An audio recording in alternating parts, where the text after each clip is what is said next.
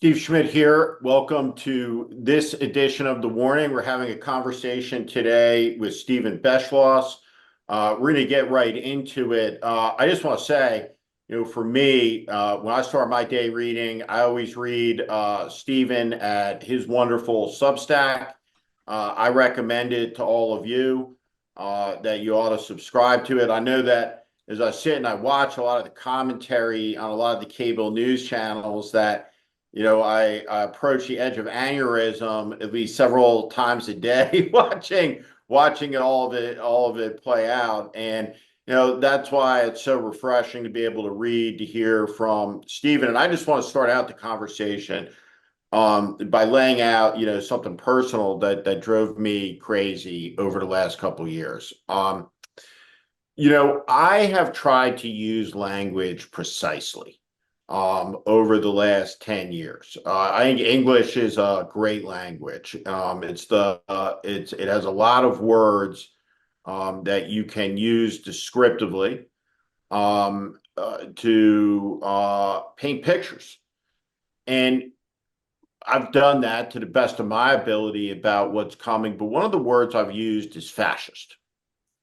And there's great discomfort in the society with the use of the word, even though we cleared the line a long time ago. And Chris Christie, in his book, some time ago, not this last book, but the book before that, when he was still very much Hail Trump, uh, criticized me, right, as one of these crazy people in the Republican Party, right, who had become deranged, right, with this animosity and irrational hatred of Trump, that what we were observing, that what we were seeing was not legitimate, was not historical. In fact, that it wasn't rational, right? That anyone who saw this was crazy, and that's the argument. And it goes on today, right? It's that if you observe this Madison Square Garden event and you say, wow, that's fascistic, right? The response to it isn't that, no, that's not fascism. It's that you're observing it as hate speech, Mhm. or you're observing it as a sign of derangement, or a broken temperament. And so I wanted to have the conversation because going into Sunday, um, I was under no illusions about what was going to happen, what it was going to be, what I was going to see. But nevertheless, right, seeing it, right, exceeded expectations. Yeah, Was it yeah, was yeah. it was. But what did we see? And tell me if you think I'm crazy, No, because no. I saw a fascist rally. Yeah, yeah. I'm one of those people who said, "Boy, it sure does seem like they're trying to reference the Nazi rally of 1939." And I said it before it happened, not really knowing exactly, what they might be plastering on the walls or exactly what was going to happen. And you're right. I mean, this sort of parade of bigotry and hate and very unbridled. I mean, exposed rather nakedly, and people have picked up on, the Puerto Rico is garbage as one expression that surely is a reason for many thousands of Puerto Ricans to rethink their vote come Tuesday or for that matter today. But I think you're raising a really important thing. If we go back for a moment, you have the historical context. You've made a point, I think, in a lot of your excellent writing to look at historical precedents to try to assess what's happening now. And what's uh, the reason, I think, in part that we've reached this place that we are is because so many people in the media and frankly otherwise have refused to look at things as nakedly and articulate what's going on as vividly as possible. And that has meant let's go back over, 9 or 10 years, saying that, not that he just claimed something or that it was a possible falsehood, but calling lies lies. It took the media a very long time to get to the point of doing that. I would describe myself as one of those that's been reluctant the F word, because in essence, I wanted to be sure, authoritarian felt more comfortable or accurate in some way, dictatorial. He gave us concrete reasons to use that kind of language. But I think what Trump's particular gift is that he knows how to exploit people's weaknesses, and one of the weaknesses is that people. And that means the media, and it means the legal profession, and it means society, polite society. People want to be careful about saying harsh things. And so, he's used that, he's exploited that reluctance, right up to this moment. And maybe I think one of the most fascinating things about Sunday was not just the parade of hate and bigotry, which we expected, and maybe it was sort of more naked than we might have anticipated, sort of given the proximity to November 5th. But one of the things that I thought was interesting is that Trump is now trying to suggest, and he did even in those remarks that day, that he's interested in being president for all Americans, or that he's hopeful about the future of the country, that he started to try to use language and ideas that have come directly from the Kamala Harris campaign, as if that provides, those people who don't want to call him a fascist, indications that, well, he's not really all that bad. So I gave a talk last night in Toronto, and a lot of people are asking, obviously, what's going to happen. I always refer to them to John McCain's favorite quote, quoting Chairman Mao, as he would claim that it's always darkest before it's completely black. But Gee, I feel putting so that much better aside, now. But go ahead. right? Putting that aside, there is a rhythm of election night, right? That you have the networks and you have a decision net desk that's supposedly sequestered off.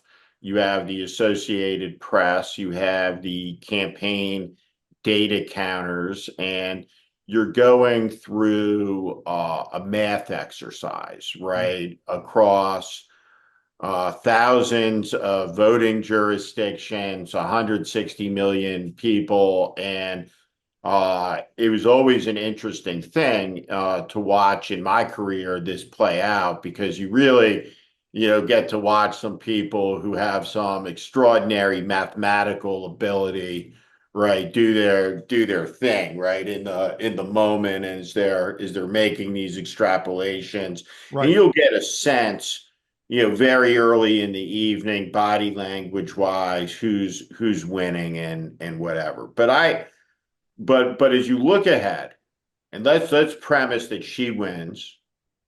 Um, let's say, which I don't think is out of the ballpark at all, that she wins pretty significantly. Yeah.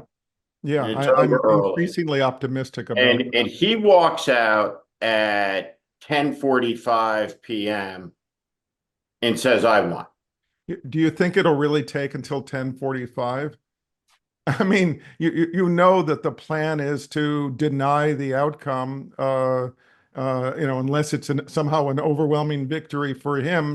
We know that he's already making plans to say that he won. Whatever happens, and the early vote that may favor him. So I wonder whether it'll take that long for him So to so let's claim it. break it. So let's break it down, right? So he comes out and he says, I won.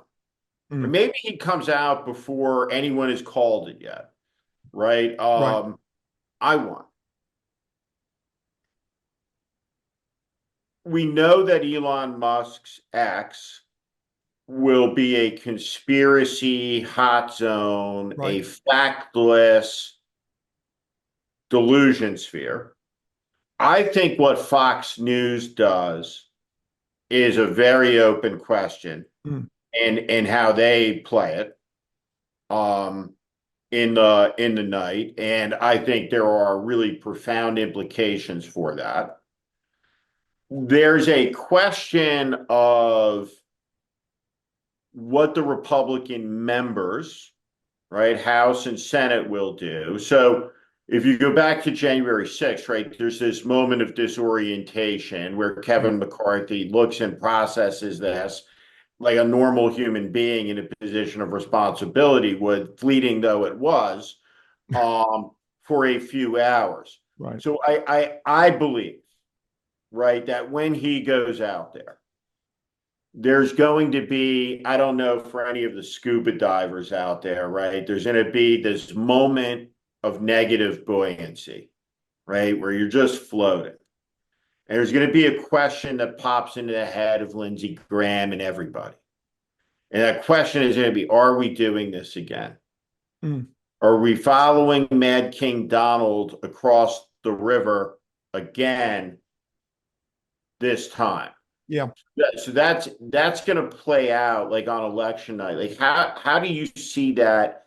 How do you see that kind of playing out? And Yeah. then I was having this conversation the other day with someone, and I said that really the thing that no one has ever told Donald Trump, the words he's never heard in his life, which are important words to hear, are the words no. Mm. And so I will go to my deathbed believing that the entire MAGA movement needed to hear emphatically from the rest of us some time ago, long time ago, the word no. Yeah. So we're coming, it seems to me, in a full steam way. You can see it down the tracks, right? We're on the same track. That somebody's going to have to hear no ever in the political movement that he's built and all of the organs that sustain it Mm. are going to be told no, because to not be told no means that we basically have to burn the Constitution Mm. to satisfy the ego of the guy who lost the election and Right. make him whatever it is that he wishes to be made, Right. because that's not a president, whatever that may be. And I Right. just, how does this go down? There's an optimism or an idealism in your question that there are people within the Republican Party where we have seen, essentially absolute spinelessness.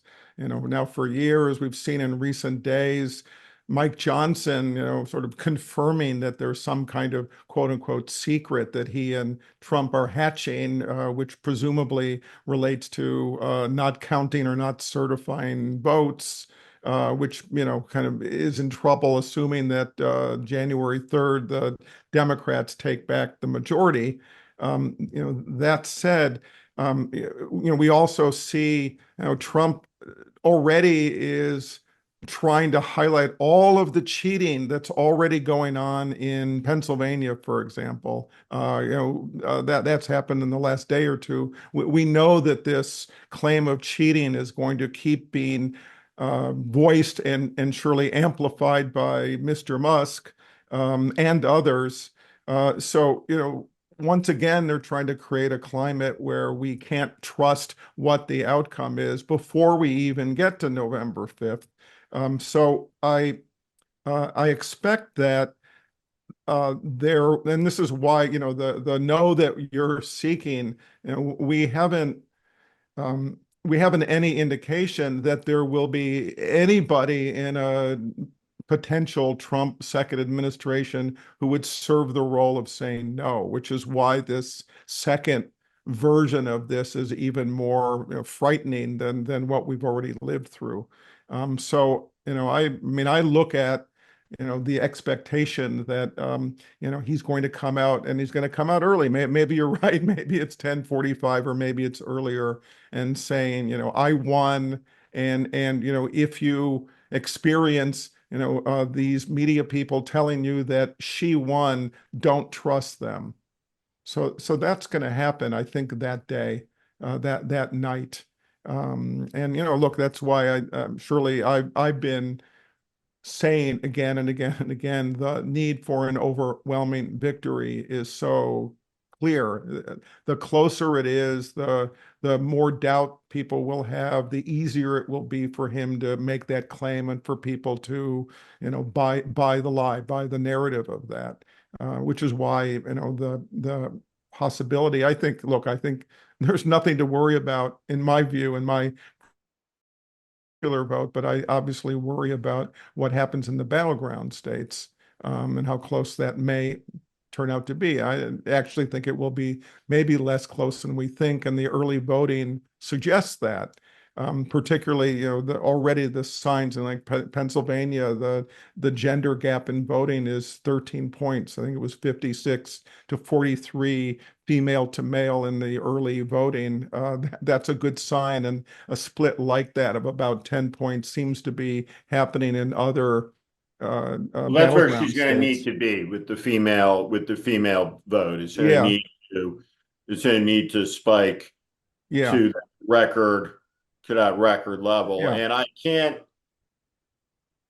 It certainly seems to me that Donald Trump has done his part Mm, to antagonize America's women to yeah, his utmost yeah. ability. Well, you Uh, heard in the last day, I will protect you. Well, that sounds okay, but then followed up with whether you like it or not. I I mean, offer you my he can't ever help himself. I offer you my love and my protection, ladies. Yeah, It just like is I've given it so many times before. um so I'm frustrated by President Bush, who I think Right. needs to say something beyond the inferences that he made. And um I look back at his second inaugural address, which was a radical Mm, address in American foreign policy in terms of how he talked about democracy and how America would spread it in the world, and he's been silent. mm. That being said, um, he And has why? a Why? he has a strong conviction, right? And I think this is one of the things that's gone so off the rails in the country, right? Is the notion that nobody, it seems, can appreciate anyone else's conviction, right? Without the harsh judgment Mm, and come to a conclusion that it's in good faith, right? So I think this is misguided, but I think he believes former presidents should not be political or partisan figures. yeah, And I think that is true, except for in the yeah, extraordinary exigent yeah. circumstances. This is an emergency. Right. That being said, maybe it's the case, and I literally can't think of another person in America, and I mean this very seriously. And I know we're going to have a left-leaning audience watching this as always. And this is a remarkable facet of Mm, all of this. The most popular politician in the country, right, of national name ID is probably George W. Bush right now, mm, from the disappearance over the last years. I, Tell me a person other mm. than George W. Bush or some person who has credibility or more authority to be the person who comes out and says This guy lost, she won, Mm, stop the madness. mm, mm. Is there another person in any conceivable out of the 340 million of us who's a higher card than him to walk out? Yeah, that's interesting. I mean, we're running out of people who haven't happy to say, taken a stand, right? I mean, it's disappointing that Mitt Romney hasn't, by the way. And what I understand that he said was that he wanted to somehow ensure his place within the Republican Party in the future, and so he's chosen not to. I mean, that's he's been I think a positive voice in this period in general, but he's surely fallen down in this moment. And look, we do look at, and I'm going to get to your question in a second, but we do look at somebody like, well, I mean, maybe the most important of this period, which is John Kelly, saying that this guy is an admirer of Hitler and he's a fascist and know it. And I've been that close to him, so you can in essence, you can trust what I'm saying. So I think that's been meaningful. And I think the Harris campaign has done a pretty good job of voicing the warning that that represents in ads and otherwise. As we can easily say, when a candidate like Donald Trump has to say, "I'm not a Nazi," um, overtly, there's something wrong in his campaign when it becomes necessary to say that out loud. And I think there are still a solid majority of Americans who recognize, this is a bad thing. We're living in so much of an upside down world. It's, the normalization of the crazy and the patently wrong and dangerous is, the willingness to go along with so much is, it remains stunning. And I think that's why, you're voicing warnings, my trying to voice warnings in whatever ways I can has been, as much as anything to remind people to know what's true and what's not true, what's right and what's wrong, what's normal and what's just insane. That's needed to happen. Um, the point is, to the extent that choices have already been made, whose side are you on? For democracy, not for democracy. We are running out of characters at the national level. I was going to say that, just in terms of endorsements, I think that the endorsement by Taylor Swift may be as important as any other endorsement that's happened this whole election season, just because it made a lot of young people register and pay attention in a way they may not have otherwise. Um, I couldn't actually, I'm racking my brain if there's anybody besides George Bush who may be more important as somebody to say, you lost, cut it out. But let's play that forward. Let's say that he finds his voice and chooses to be that person. What happens then? Well, the question I was asking earlier about the delivery of the no, Mm, and probably more importantly, its receipt. mm, I don't know how that manifests itself and how it looks like, right? right. If we're going to have millions of people on the streets, right? If we're Mm, going to have violence, right? What Kamala Harris says, right? What her leadership in a yeah. in a decisive moment would be. But I want to come back, right? Because I think one of the things to unlocking this and kind of understanding is to talk about fear. Mm, So let's talk about Mitt. And I ran a campaign against Mitt. For McCain in the Republican primary, and my involvement in that was Mitt had asked me to run his campaign for president. I said no. I was on Team McCain. Team McCain blew up. And I wound up being really the volunteer leader of the campaign, right? I was never an employee. I never got paid, mm, and the thing about Mitt, when you're running a campaign about him, he's an honorable guy, yeah. right? And he's a funny guy. If you Yeah. spend time with him privately, he's an observational genius, right? He picks out like the absurdities of the room. He's an ethical guy. Mm. Um, At a time but when knock honor on and him ethics and has always been, decency, is he a tough guy? yeah, Has he got a spine, right? And so when you read Mitt Romney's latest story that McKay Coppins covers, right, it's remarkable. mm, This is the 2012 Republican nominee for president. And he's talking about, with a real sense of despair and I think legitimate worry, like legitimate fear. And he says, I can't protect my 40 grandkids, mm, right? I can't, he he's afraid. yeah, Jeff Bezos is afraid. yeah, And yeah. so there's this moment, I think it's one of No the matter how many, I mean, let's just say, no matter how many billions you have, we have learned that they don't serve as a bulwark against that fear and the capacity for a gangster to intimidate.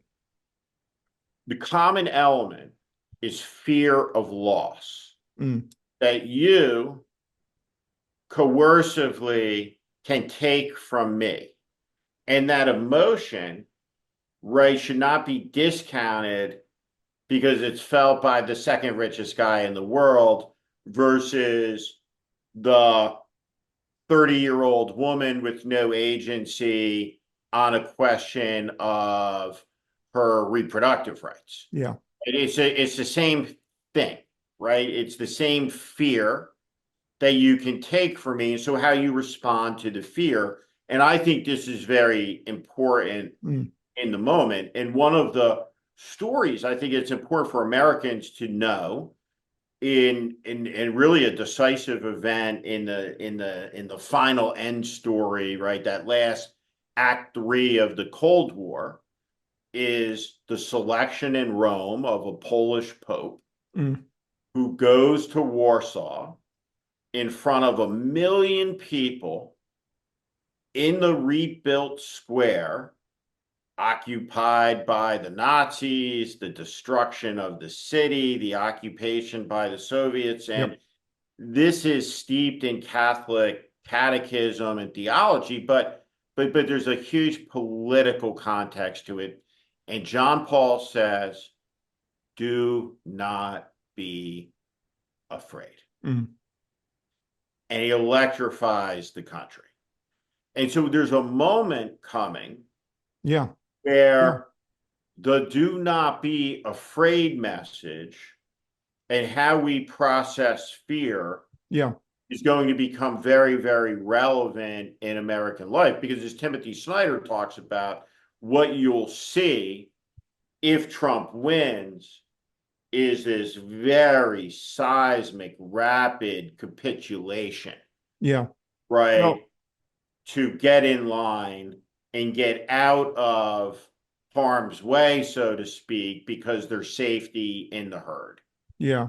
But look, that's I think why it's been, and we might in some ways minimize it because it was so positive how many Republicans, high-profile Republicans, who made a decision to speak out about the danger that Trump is and to take the next step and endorse Kamala Harris, as the only candidate who's committed to the rule of law and the Constitution and to, the all Americans. And, that started out very, very slowly. I'm thinking about, probably a few people, I'm forgetting her first name, Hutchinson, who spoke at the J6 committee and talked about Trump and, Sarah Matthews within the administration. I mean, a handful of people that worked closely enough with Trump that their words mattered.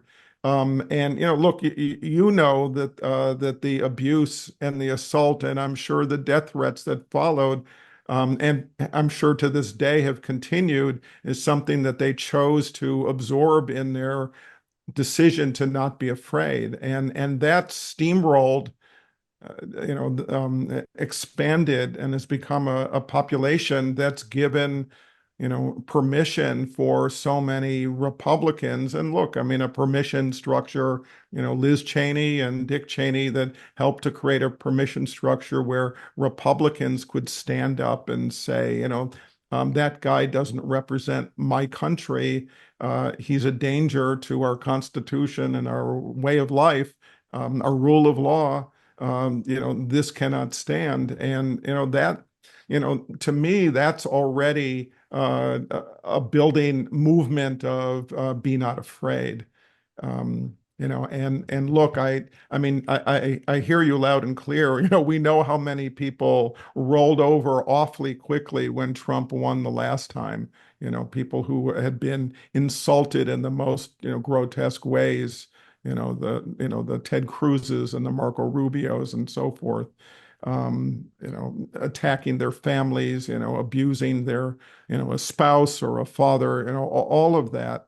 And they, Lindsey Graham is another, grotesque example of that for whatever collection of personal or political reasons he's chosen to roll over. But, I think that the amount of work that's been done to not be afraid by so many people who have reason to be afraid gives me confidence that whatever way this plays out, that the level of resistance and in essence, speaking truth to power is going to be strong and reliable and meaningful.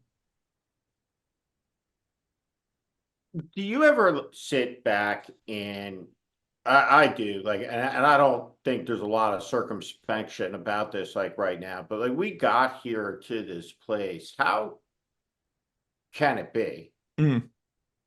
It that still is stunning.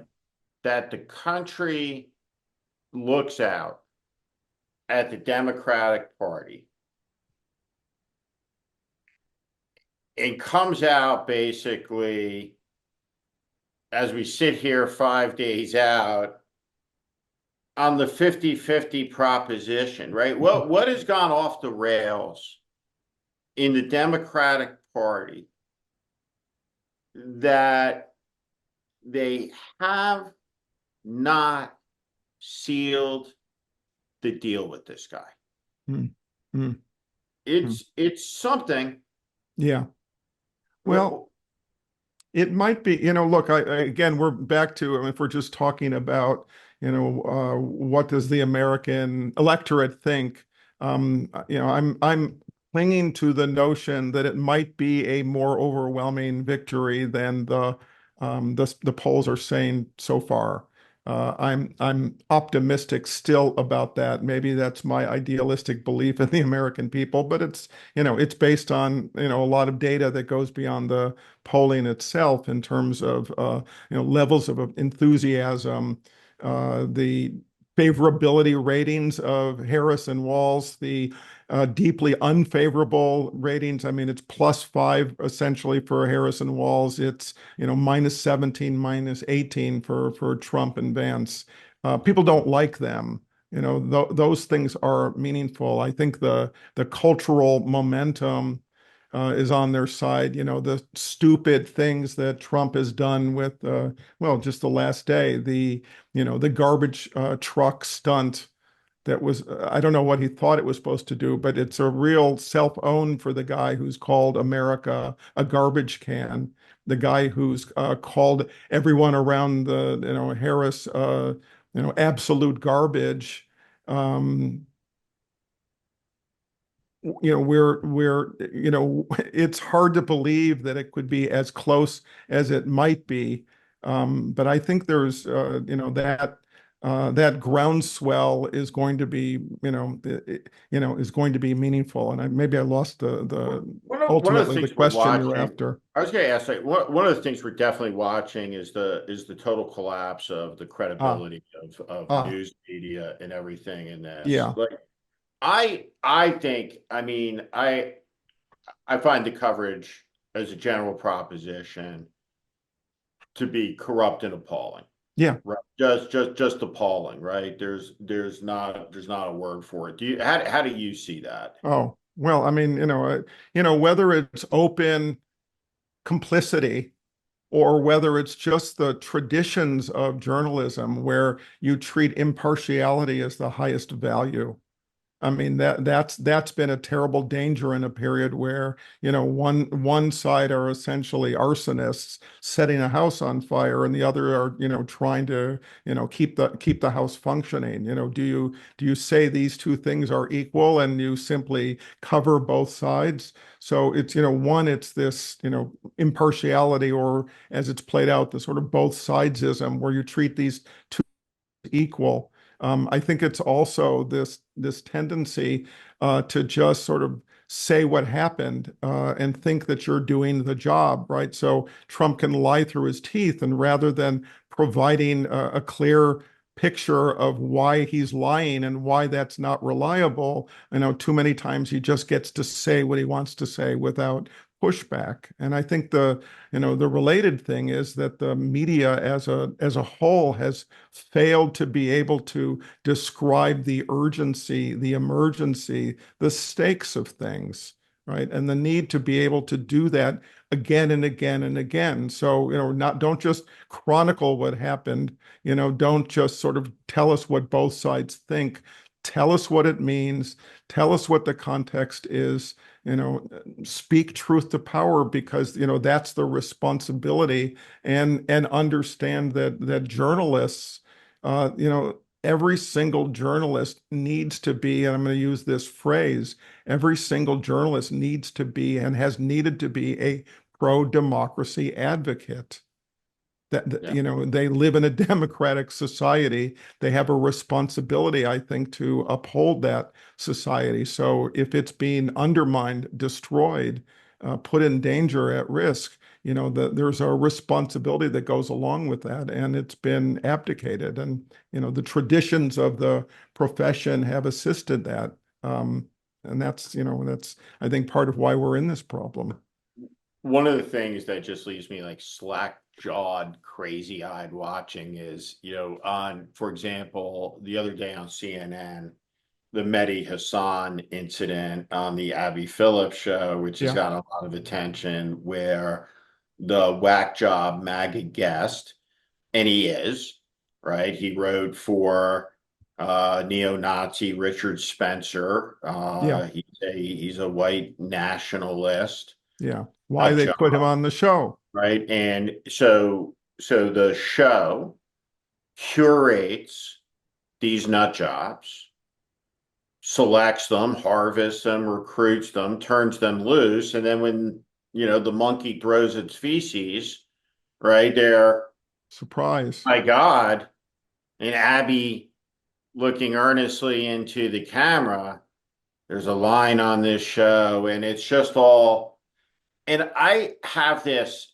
insatiable curiosity about how it came to be Mm, that news has evolved, that you watch something unfold on live TV, like Trump threatening to imprison the population, roll out the military, seek vengeance, retribution, and revenge in clear English language. right.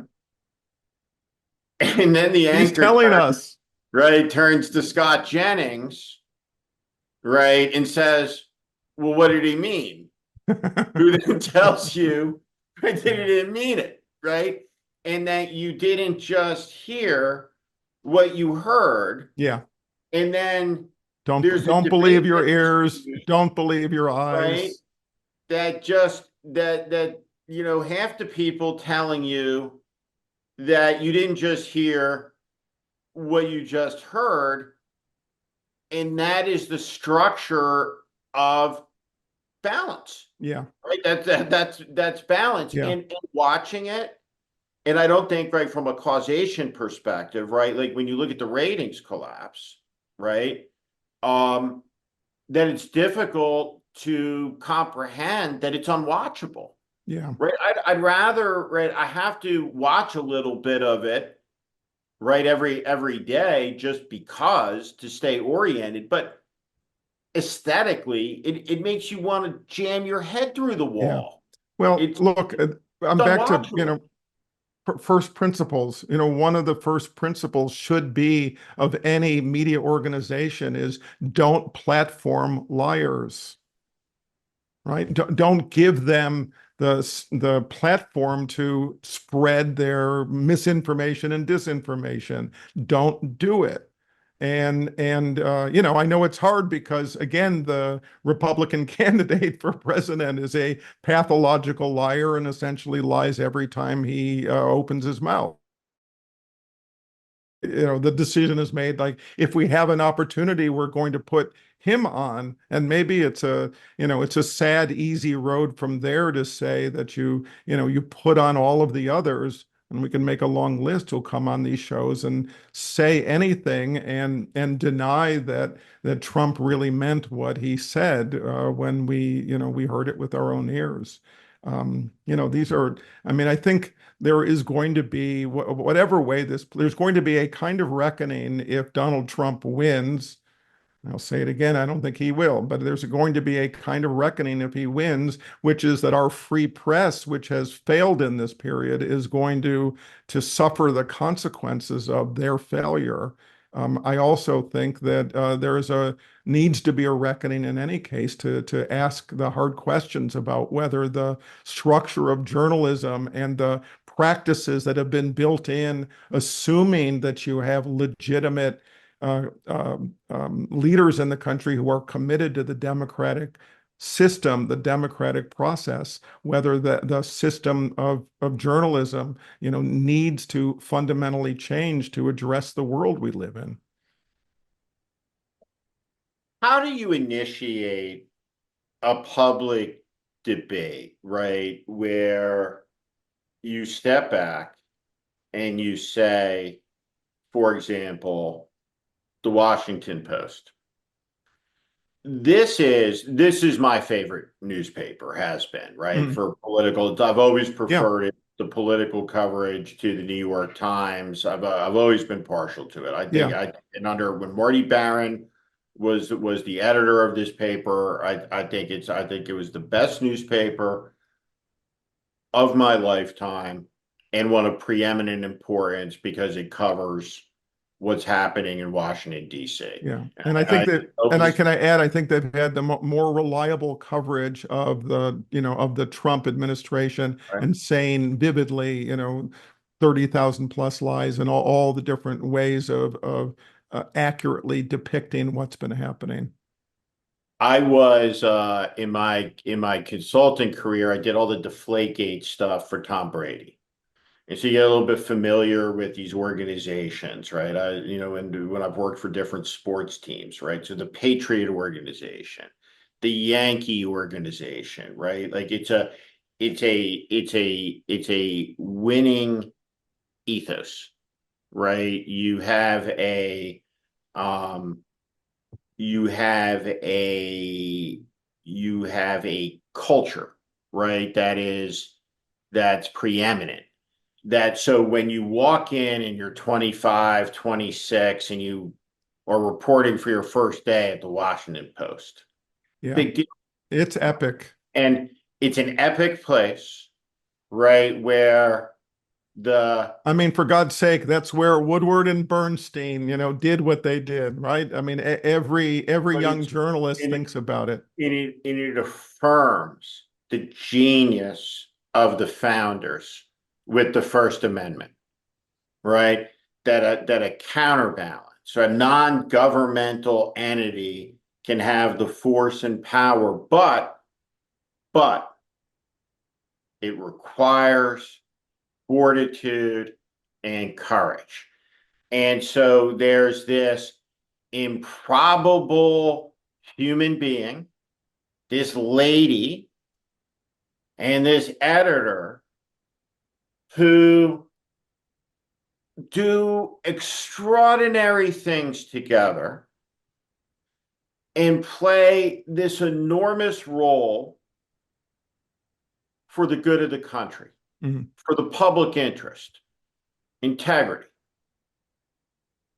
So you have one of Rupert Murdoch's shady editors who, beyond any reasonable doubt, was involved in the deletion of millions of emails. No Yeah. irony, Yeah. right? Washington Post, right? There's Yeah. one newspaper where you shouldn't have been able to get a job if you're involved in the deletion of the tapes. It's that one, Yeah. right? So Bezos, in as clear a quid pro quo, fear-based, not going to endorse, proving once again, right, the adage that trust is gained in drops and lost Yeah. in buckets. Yeah. The Post, which according to other news media reports, picked up 4,000 subscribers in the first 5 months of this year. 4,000. Less than the warning. Unbelievable. Less than the warning. 4,000 subscribers has lost 250,000 in Yeah. counting, which would be a replacement rate of 30 years organically for the business. Yeah. This guy have to sell this paper? I mean, he's the richest guy in the world. He doesn't have to Yeah. do anything, but can he credibly operate this paper going forward? Because I was asked this question last night in a room full of consultants and investors, and my answer was no. I mean, he Mm. hit the kaboom button. Mm. If you jump off the 50th floor of the building, you're going to die. He killed it. Yeah. Look, if I mean, ask the question about like the complicity or the failure of the media in this period. I mean, look, part of the thing is that that's happened with the backdrop of journalism, newspapers in terrible trouble. Many of them folding, less and less reliable coverage. Beyond the national papers. In key markets around the country, so you don't have the accountability that communities around the country need because there's no longer reliable local newspapers in many markets, which is, the environment where the billionaires have come in to become the owners. And look, when Bezos took over, it was like he came in to save the Washington Post. And so there was exactly this notion that the billionaire is not endangered by the whims of the politics, because the billionaire has the resources, the bulwark against all of that. And that's been obviously belied, that the endorsement was something that he so feared. And the blowback that would come from that is something that he so feared that he was willing to put this all at risk. Look, I mean, the endorsement itself wouldn't have made much difference.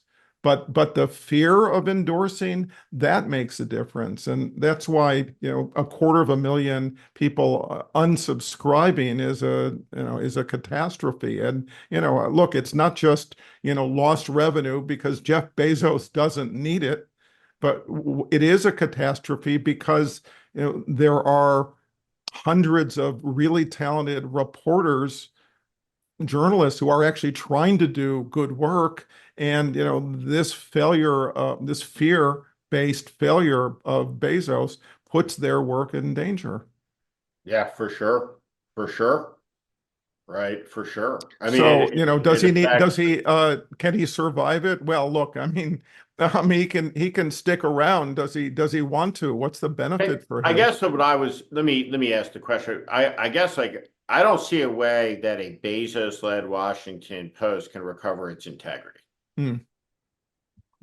And I don't Sure. see how the paper gets out of the moment because it has a massive integrity crisis, right? Yeah.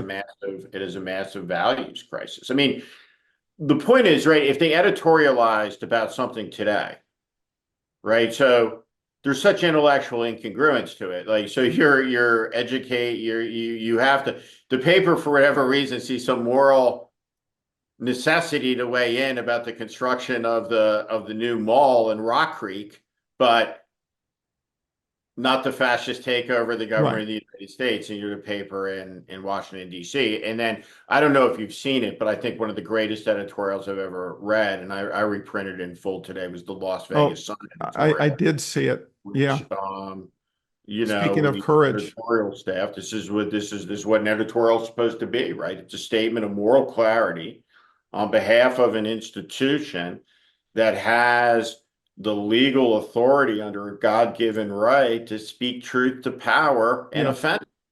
Yeah. Yeah. And acknowledge that there's a mental, maybe a physical and mental collapse of this Republican candidate, and and it ought to be stated.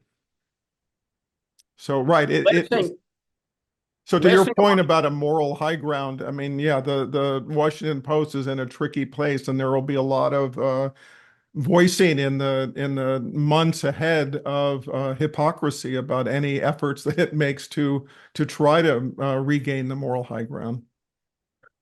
um,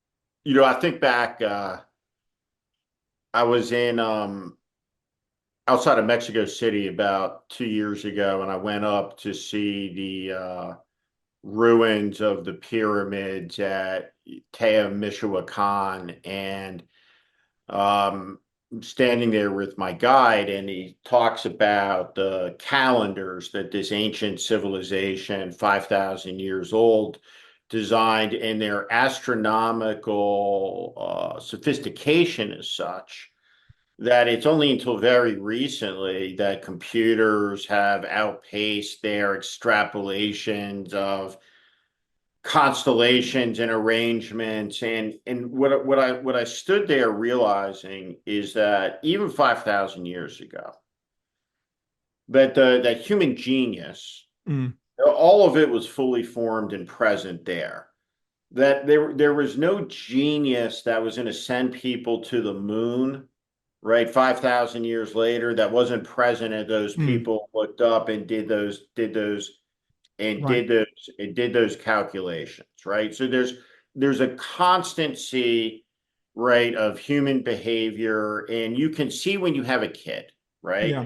The Yeah. kid who's good at math, right? The kid who's great artistically, Yeah. right? Or the kid that has a talent, right? For me, right, the thing that I was always interested in is this, right? Is what we're talking about, Yeah. right? It's about Imagination, it's imagination about combined with how capacity to, societies organize and government, and the event, right, that I was always most interested in was the most epic one of human history, right? And these are the events of the 1930s and the 1940s. These are the deadliest decades of human history. yeah. And I think the most important question you could conceivably study in school: Yeah. how did that happen? Yeah. Right? So it never happens. It never happens. It never happens again. So when I watch that crowd in Madison Square Garden, and you process the things that are being said, I watch it and I think of them pulling some migrant up out of the crowd onto the stage. Oh my. And I'm not trying to sensationalize it. Someone says, kill him, Yeah. right? I think the contagion of that crowd, that person's life would Yeah. be in very, very serious danger. Yeah. Wouldn't Yeah. be the case, obviously, at a Kamala Harris rally. But there was a phrase that was popular in the 1960s, and the phrase was little Eichmanns, right? Mm, And it was the idea, right, that there was great evil that could take place through banal actions mm, and banal people, like an Adolf, who interrogated Adolf Eichmann, who never talked about the experience until the early 1980s. He was an Israeli police captain who lost his family in the Holocaust. Somebody finally asked him in 1981, did you take anything away from the experience? And he goes, yeah,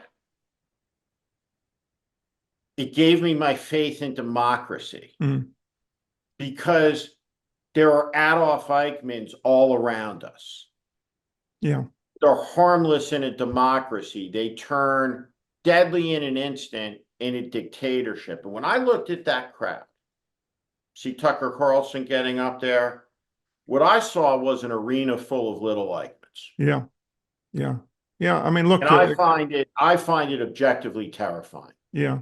Yeah. I mean, What do look, you what do you see? Or do you think well, I'm nuts?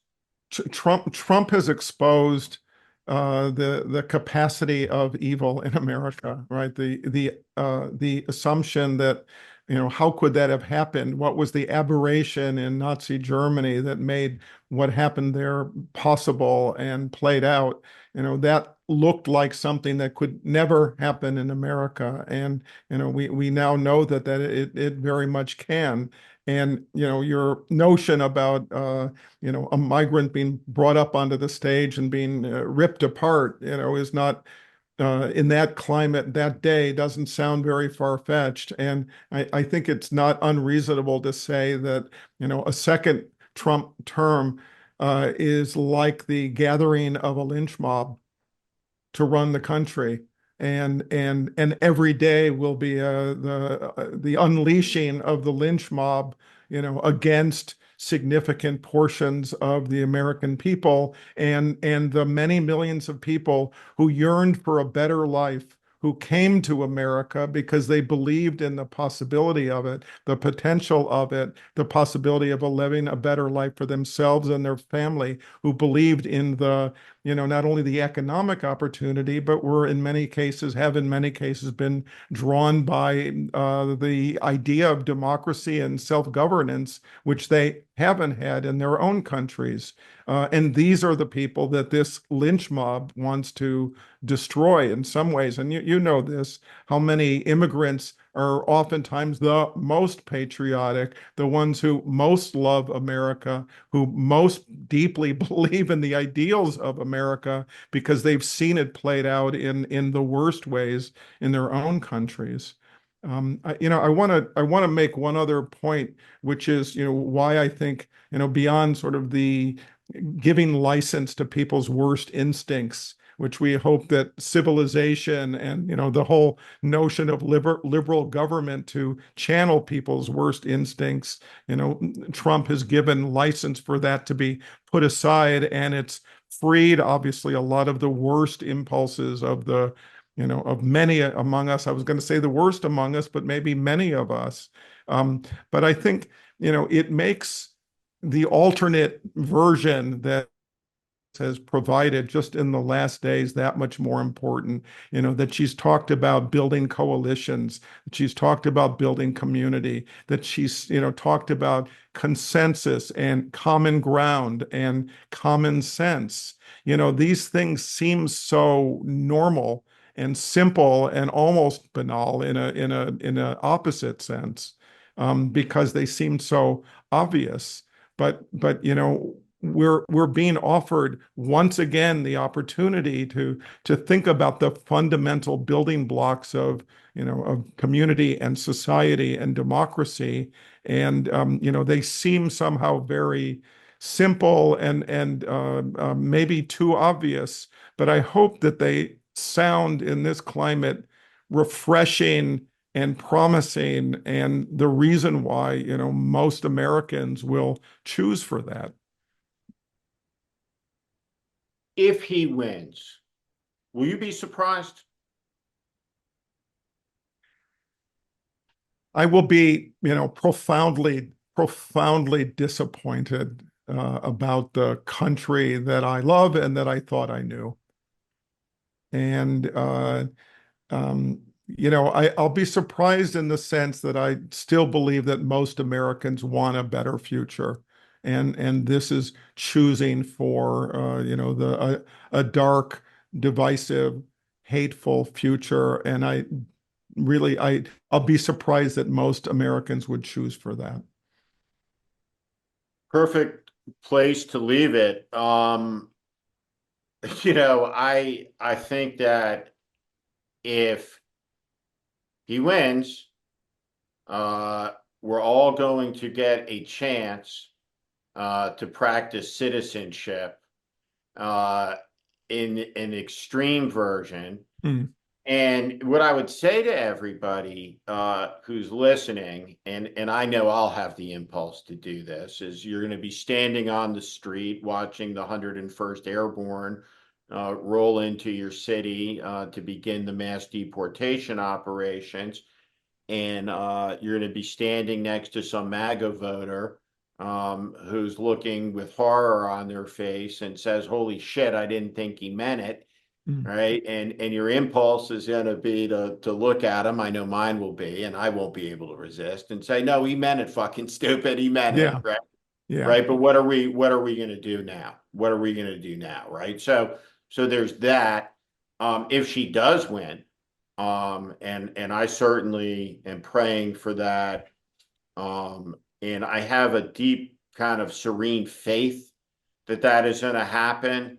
That is at odds and at war right now with my inner natural disposition, right? Genetically, my Black Irish right, tendencies, right. right? You And did all call of that. your excellent newsletter the warning, didn't you? Right. Like I'm dealing with that. But as I said to this Canadian audience, that even in victory, we will be in a crisis that is the result of a carefully laid extremist plan to overturn the results of the election. And though we remember it, a lot of it from the fact that it was idiotized, right? It was the most horse's ass coup in a lot of ways that's ever been. Mm. They've made progress over the last 4 years, and it's you have to take it seriously. And I'm one of the few people in America that's placed a concession phone call for a defeated presidential candidate. I was the first person to Yeah, address Barack Obama as Mr. President-elect in the Republican Party.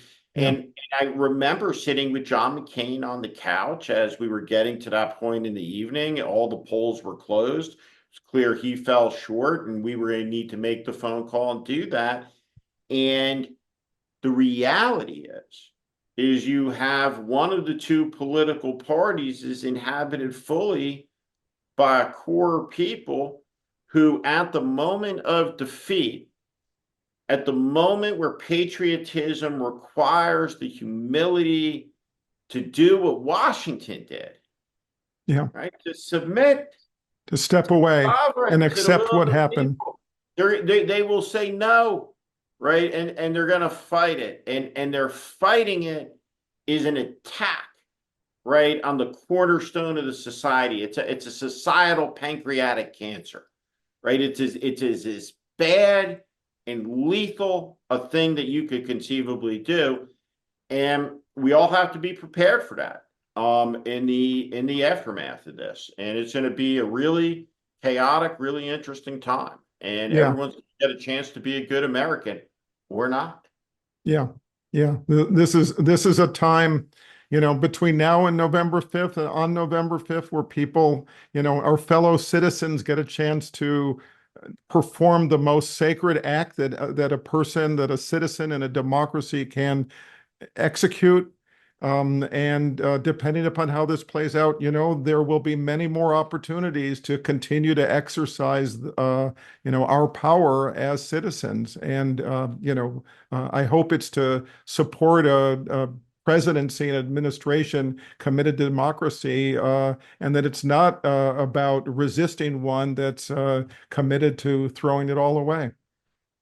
Great conversation for a Thursday afternoon, 5 days out. If you have not voted, vote. And the last thing, there are people in all of our lives, we know who they are, who will be voting by absentee ballot, who are high risk to fill out that ballot incorrectly. Make sure if you're filling it out, you do it the proper way. Follow the rules, sign your name in the right place, put it in the right envelope.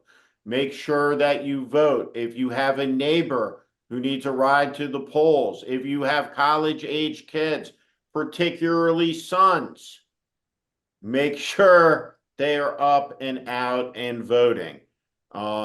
Who knows what time they get to bed the night before? It is time to end this madness in our country, and I'll leave it there. Vote.